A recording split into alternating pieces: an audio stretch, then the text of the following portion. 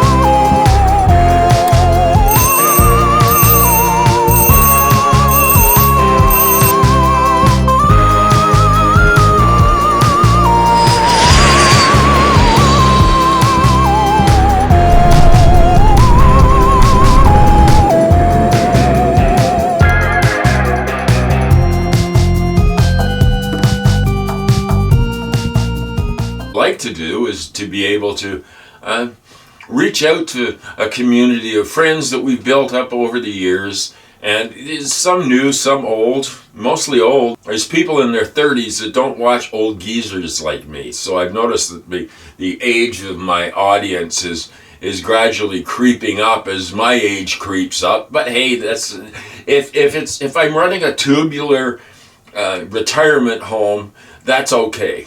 I don't mind that.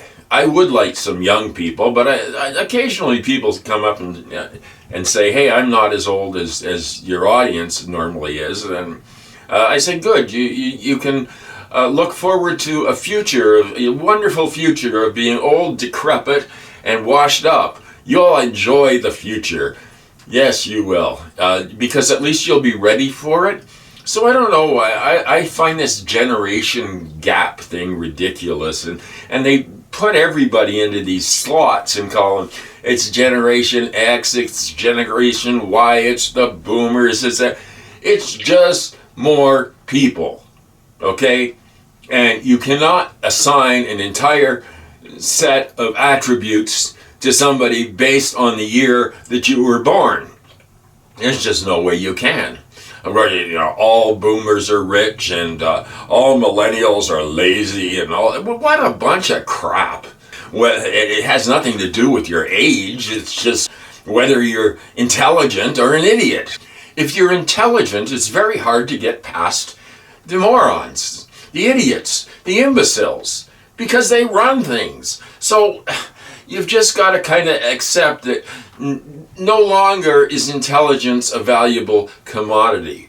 In fact, they've made it artificial so that you don't have to use it. We can all become drooling flat masses of flabby flesh, letting our lives be ordered by machines that don't know how to draw hands.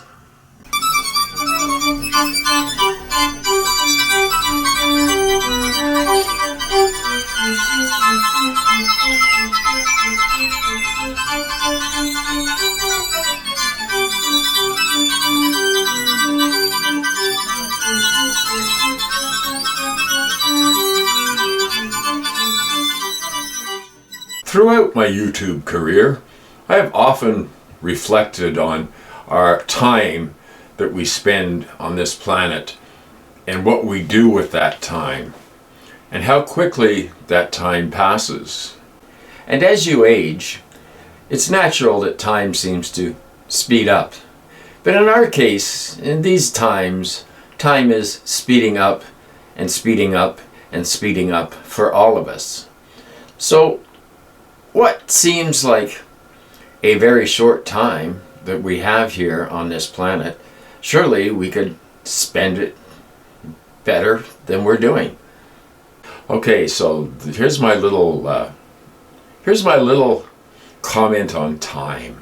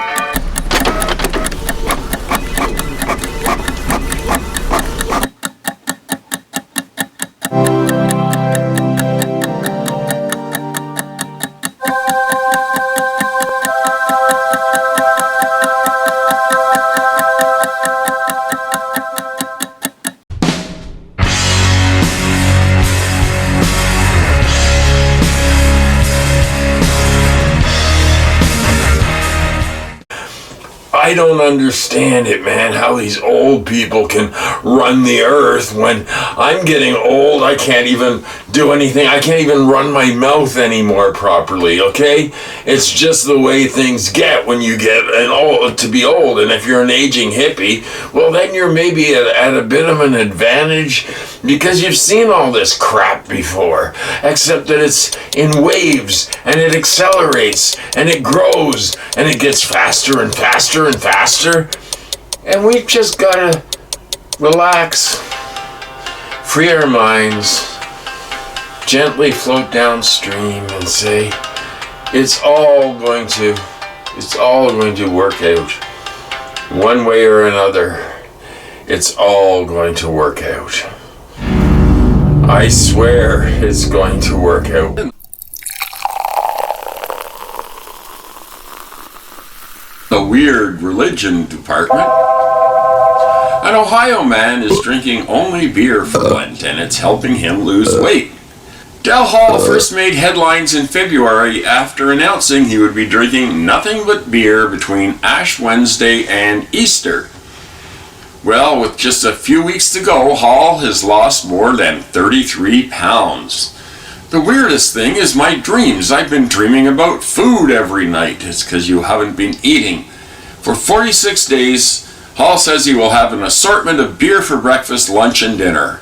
Hall says he was following the lead of the monks in the 1600s, who would fast during the season by drinking only beer.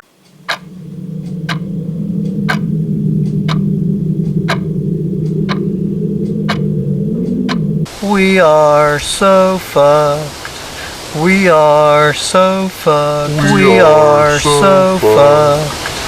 We are so fucked. We are so fucked. We are so fucked. We are so fucked. We are so fucked.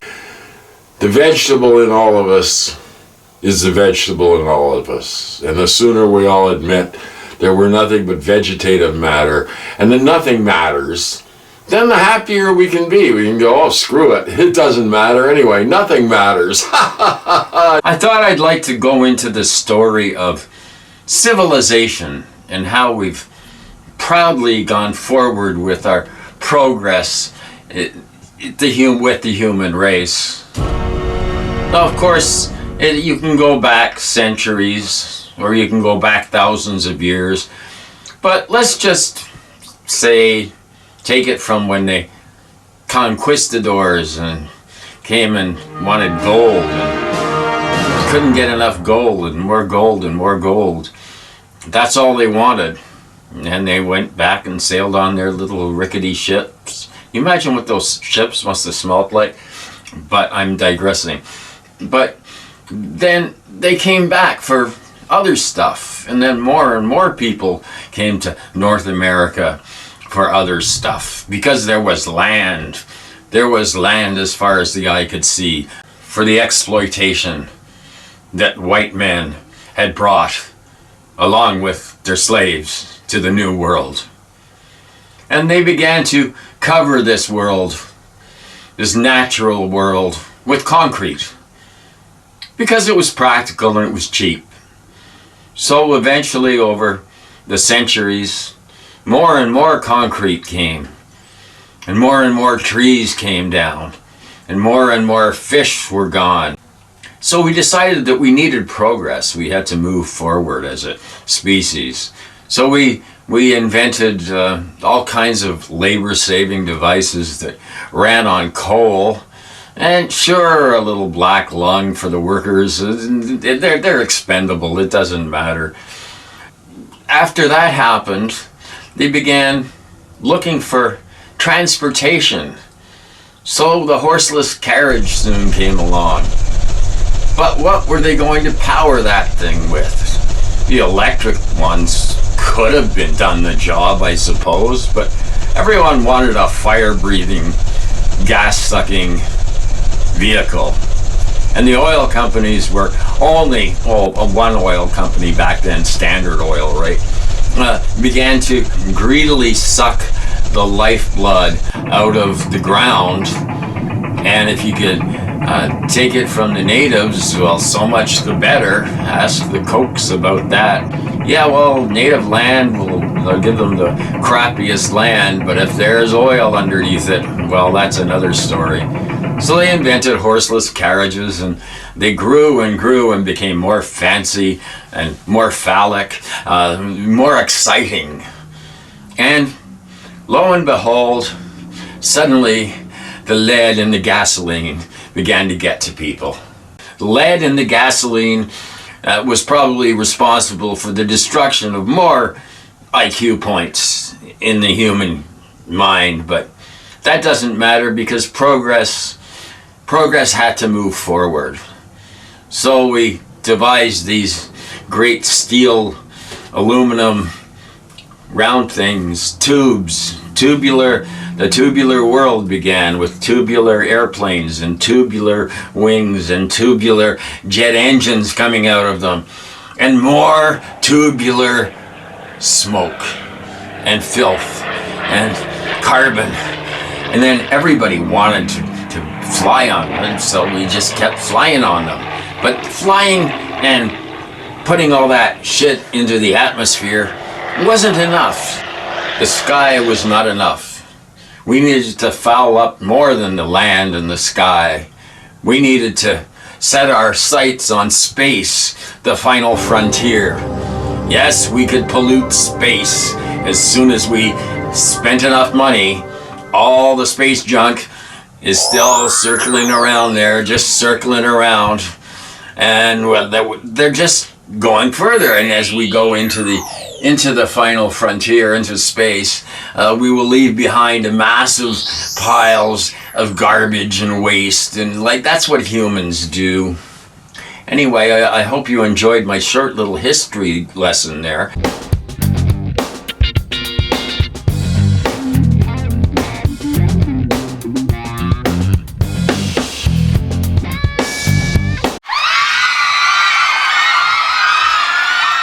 So I don't know.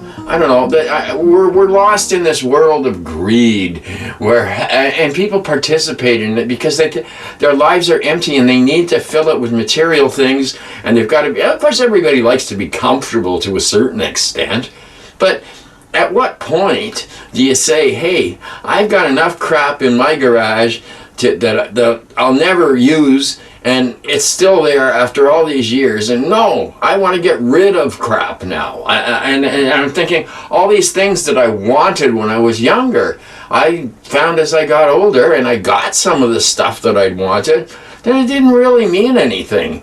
It just didn't seem as exciting. You know, we all dream about how wonderful life's going to be when you're a child, and you're going to grow up and be an astronaut or a race car driver or whatever. And you don't stop and think of the practicalities of these things. You're just worried about the kid that beats you up on the way home, and you're going to have to think of a way to make the kid laugh, because if you can't, you're going to end up on the ground and being pummeled.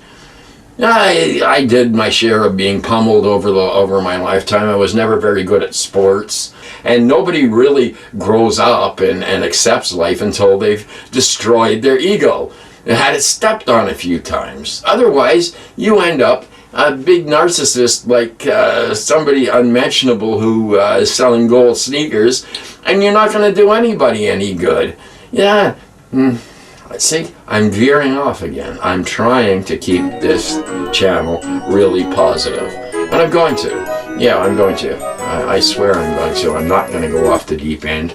I'm going to keep it together, and I'm going to keep saying peace, love, understanding. And these are the things that really count in life. But we discount anything that's worth something, like love and caring and compassion. And we trade it in for junk that we buy at the stores and that we don't need, that ends up filling landfills. And you know, if I look back over my life from the time I was a kid and think of all the stuff that I had that is probably disintegrating or not disintegrating in a landfill somewhere, it makes me embarrassed, because I know that I'm guilty of it. I'm as guilty as anybody in this culture of destroying the planet. We weren't taught to respect nature. We weren't taught to respect the land, to care about that stuff. I didn't know. I didn't know where anything came from. It's just like you got a product and here it is and this is cool and you use it and then you throw it away. And this cycle has continued for generations and generations and generations. And now, of course, we're buried in microplastics and garbage. And the climate has reached a tipping point. Yeah, well, you know, you can't worry about it. You can't be a doomer anymore. I used to be a doomer, a terrible doomer. And it just became so pointless. It's a golden dome. Yes, I can picture it now, protecting us all. A golden dome run by Elmo. It's a golden moment for a golden dome. I'm so excited to be protected. And of course, those geniuses at Starlink are going to provide the hardware that's necessary to put up a golden dome. Golden dome, my ass, it's a golden fleece. Fleece! That's all it is. Everything gold. All that glitters is not gold. It's like the fake plaque and gold things that he's done in the White House, and it's tacky and it's like the Kmart version of a billionaire, of an idea of a billionaire. But I'm going into things that I have no business going into. I have no skin in the game, so to speak. I'm just a human. I've already lived most of my life. In fact, the hourglass is moving faster. So, I just wanted to say, this is my masterpiece. Well, it's the culmination of my entire tubular career, all done up for you. Took me weeks to put it together, but here it is, on video, for you, and you, and you. Thank you. And now on with the show.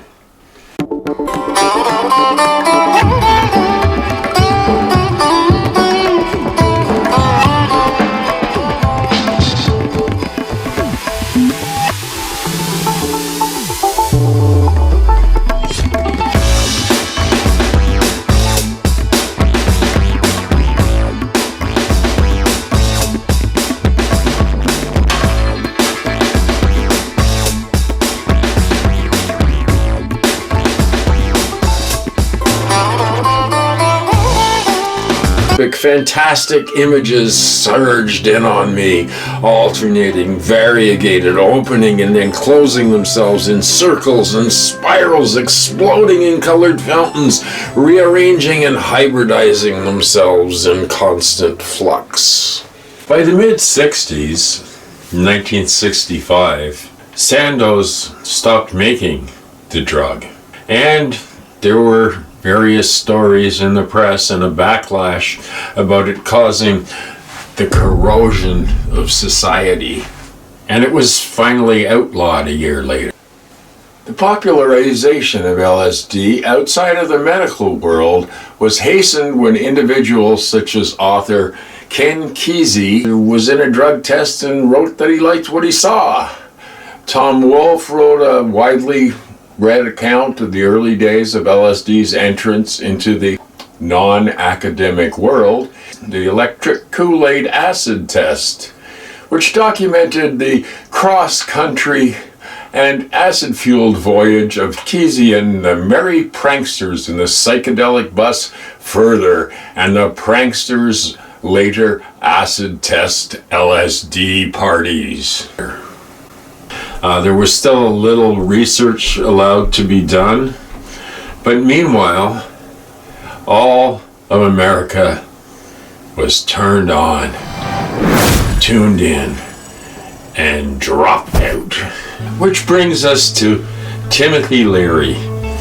Timothy Leary was a lecturer in psychology at Harvard, and he had already been experimenting with a few things like mushrooms and stuff south of the border. He claimed to be doing all this research that proved the positive benefits of LSD, mostly on prisoners that didn't reoffend after they had had an LSD session. Well, that turned out to be bullshit. Less than 2% of his subjects did not reoffend. That didn't stop Tim though, because Tim was having a blast, right? Now eventually Harvard got rid of him because there were some pretty spicy stories coming out of his LSD parties, and by this time he was becoming a real hated media figure. The parents were just freaking out because their kids were going to listen to this nutty guru of LSD.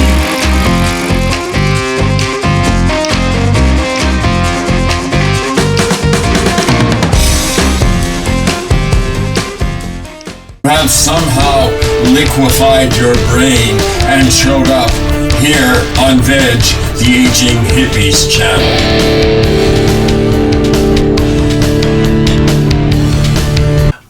I thought that I'd like to do some fun things with tonight's video and show you some stuff. Now, I have been really sort of disparaging about artificial intelligence and, thinking what good does it do, and it uses up so much water, and it does stupid things occasionally, but occasionally it gets it right, as is evidenced by this short little video that was published by my good friend Brian at the Divided We Stand channel. I am amazed at how AI can be used for the good of humanity. So here we go. This is a little taste of something my friend Brian has cooked up, and hope you enjoy it as much as I have. It's really quite simple. Everything is local. My party, and I do mean my party, is taking matters to its simplest form. We create gerrymandered districts to give us state control. We stack the courts with corrupt judges like Aileen Cannon, and we stall in the courts to tar the process. It really is that simple. You would also use a steady dose of propaganda to zombify my supporters. I mean, they'll believe any shit you tell them as long as it is simple. Dems will raise your taxes, foreigners are invading our borders, liberals kill babies. It's really the perfect storm. And even if we don't have the votes, I'll put pressure on fellow Republicans to assure I win their state. I'll throw Democratic votes in the goddamn river if I have to. Those people mean nothing to me. And I don't give a goddamn about laws and ethics. My pleasures are much too important. I see all these videos on YouTube, and all they are concerned with is how to get views on YouTube or how to become a millionaire on YouTube. And I'm thinking, why don't you just buy a damn lottery ticket? Your odds are probably better. Are we having fun yet? If you're not having fun, then something's wrong with you. And I do it because I've made so many friends on here, and I love all of you people. And that's a nice thing to say, I love you. And So many people say I love you, and it means nothing. You know, every channel says, I love all you guys. Yes, as long as I can get my ad revenue, I love you. Keep loving me so I can get the ad revenue. I don't care about ad revenue. I have said it before, this channel has absolutely no commercial potential. So why do all these billionaires insist on living in a shitty world? Because they don't really live in the same world that we do. No, they live in a totally different bubble where they never have to see people sleeping on the streets, where they never step into a pile of dog shit, you know, where and if they did, they'd have their servants cleaning it off and, oh, get me a new pair of shoes. There's a level of entitlement and greed. It disgusts me. But I'll try and love them.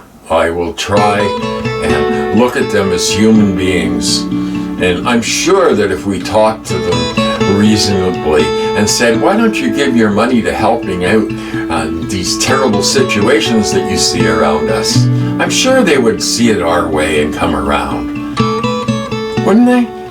I think they would.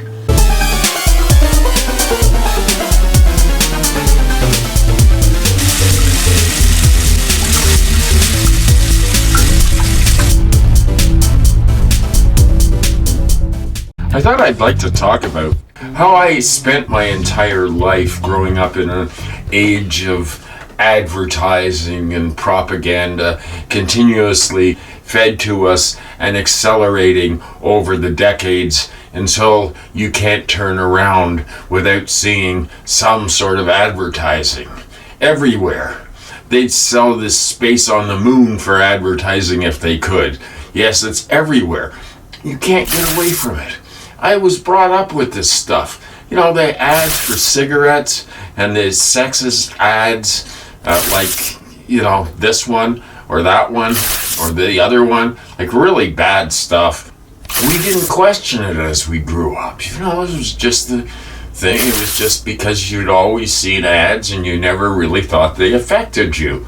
Of course not. They didn't affect you. They infiltrated your subconscious mind to a degree that you can't function normally without being a consumer. And how did we get to this spot where everything was advertised and all the stuff that's advertised is poisoning the planet, is destroying nature, and we only want more of everything from an ever diminishing pile. You have to wonder, like Mr. Whipple, who, you know, don't squeeze the Charmin, you know he was into some kinky stuff with those rolls of toilet paper, man. That guy was, you look at his face and you'll know, man, this guy is twisted. And in the ultra creepy department, I just read a story that people in China are using AI to talk to their dead relatives, and there's firms that are setting up AI with an image and avatar of their dead loved one and the chat bot talking to them in their own voice. This is super creepy, and apparently some people get addicted to this and are talking for hours and hours and become suicidal. So, just another wonderful use for AI.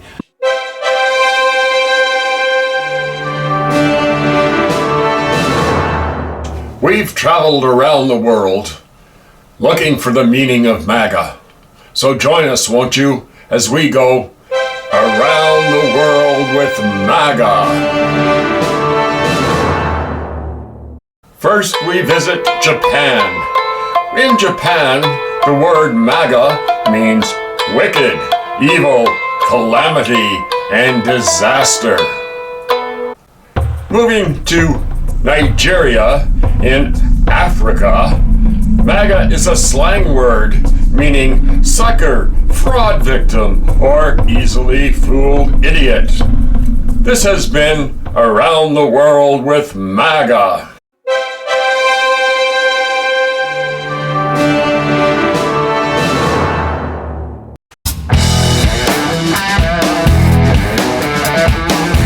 I bet you were there flipping through the recommended things, and somehow this mysteriously popped up from the sub-basement of the internet.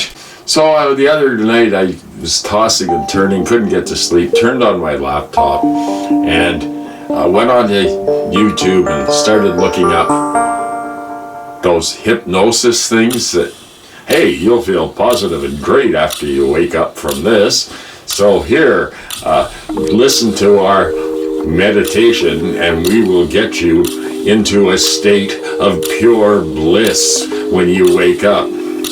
So I started doing the exercise, you know, I mean, they count backwards, and then they tell you, and they're all the same. They'll tell you, you see a staircase, and down at the bottom of the staircase is a beautiful garden, and in that garden you are laying on the grass and feeling it tickle your spine. But how come when I'm going down the staircase, all I see at the bottom of the staircase is a pile of shit? And how come when I get to that garden, it's all nothing but stinging insects and nettles, and the plants start attacking me?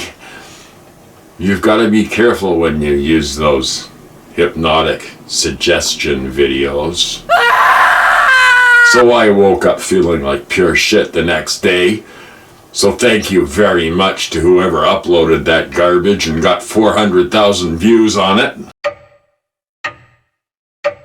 On and on the machine ran at full speed. The more the earth screamed her warning, the more quickly the machine would run. The more quickly it ran, the more demand for newer and shinier things grew. The broken detritus of yesterday's pride and joy lay strewn across the landscape or incinerated into a toxic soup that was then spewed across the sky. The scientists and the knowledgeable people kept insisting that the machine be at least slowed down in order to do some research and perhaps apply some scientific wisdom to the equation. But the scientists and knowledgeable people were powerless to stop them, since the owners of the machine had bought and now owned the governments and courts of most nations. As an extra insurance against the meddling intelligentsia, they had bought up all of the media, and all channels of communications were now owned by them. There was no longer any way to slow down the machine. Due to AI, it had become sentient and was now the embodiment of all that is evil. Of course, forests were burning at a fearsome rate, and wherever on earth there was no fire, there were floods. There were wars with millions of souls dropping like flies after a first frost.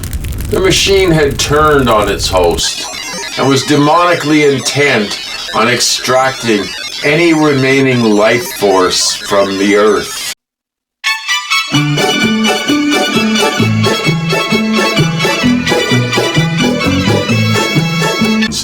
You know, some people call me the space cowboy.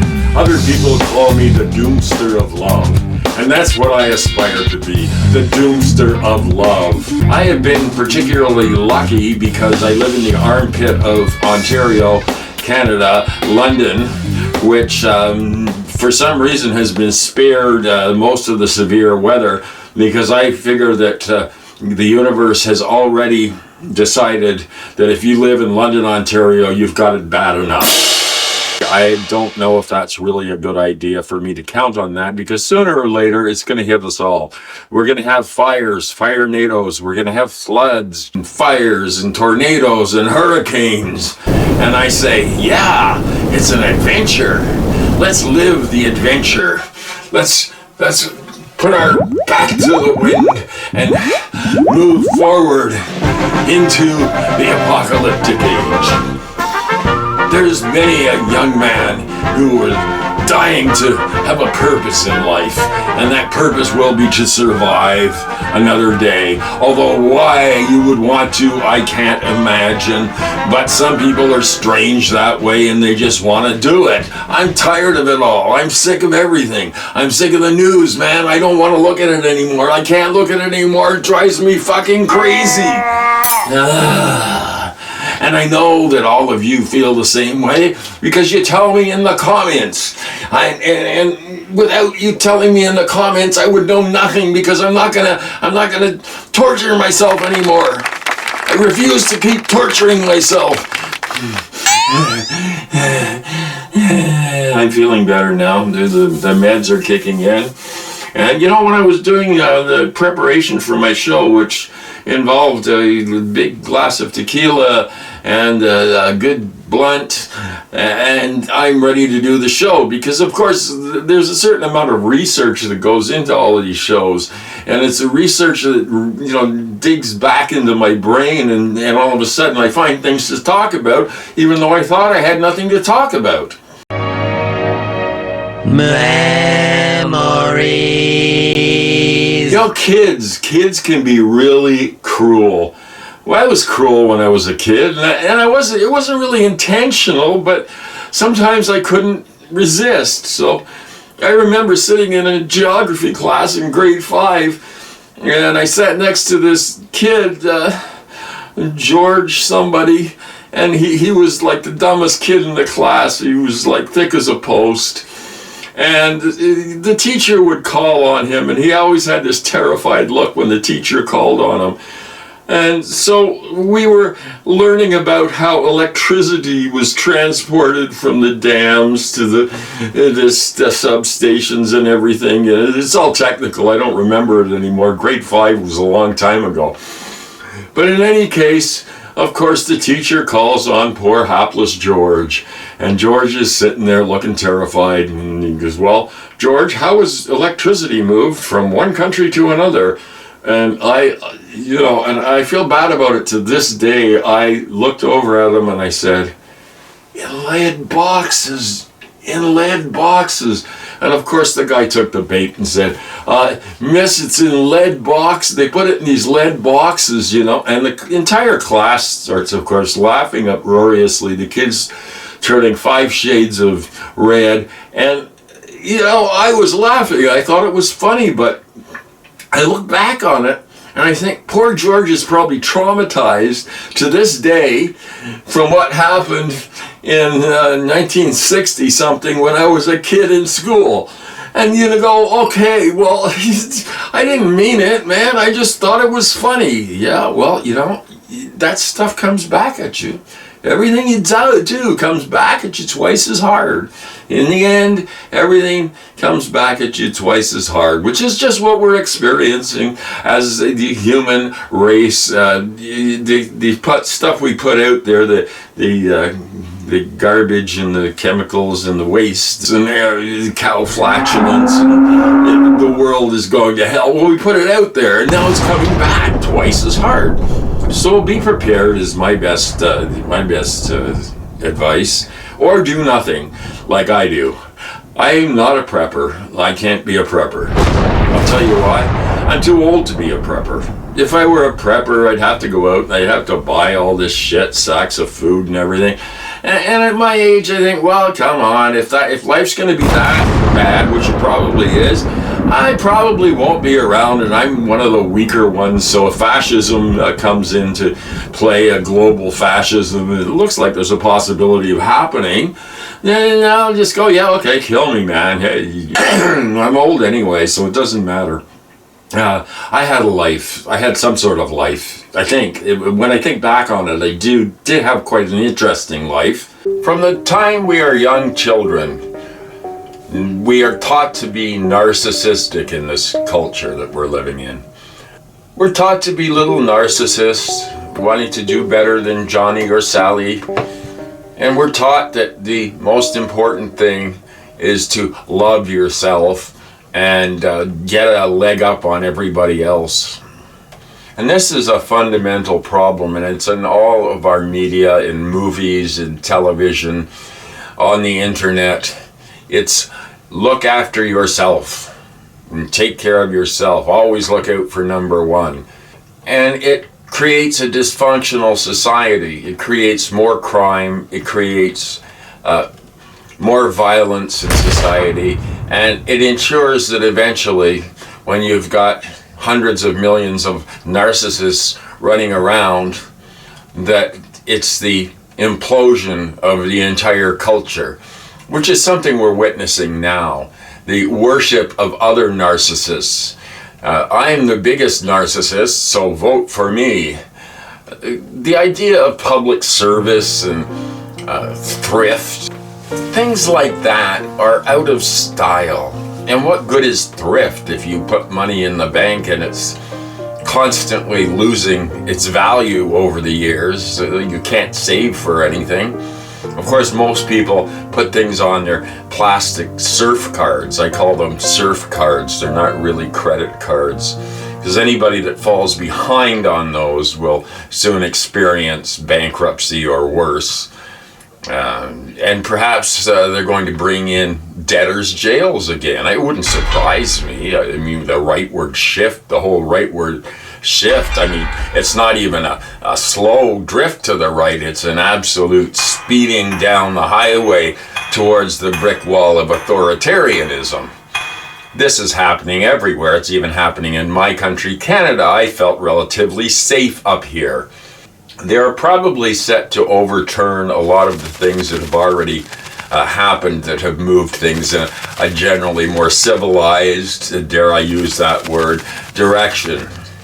Every test that UBI has ever had, Universal Basic Income has ever had, has proven it costs less than keeping people in a system where they can't get out of it.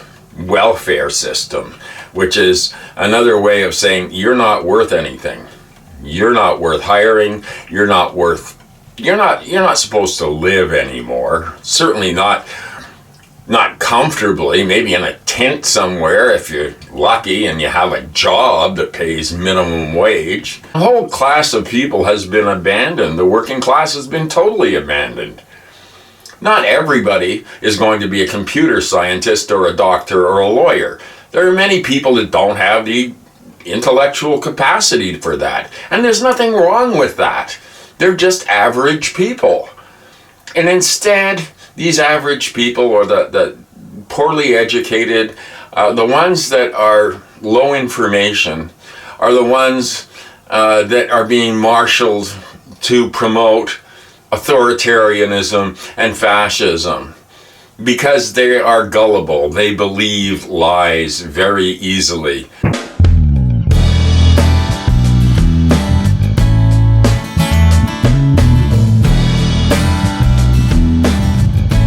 Good evening. You have somehow managed to slither down into the hidden part of the tubular universe. The part that very few people are aware of or will ever be aware of. And it's kind of like subversive.